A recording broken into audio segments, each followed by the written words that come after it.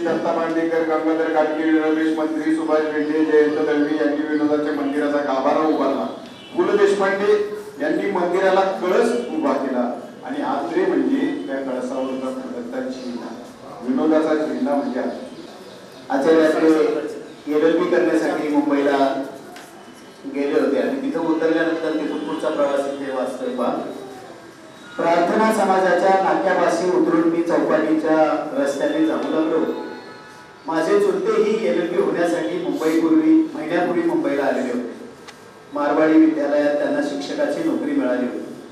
त्यांना भेटायला मी निघालो होतो, पण डाव्या बाजूला असलेले मारवाडी विद्यालय मला दिसलेच नाही.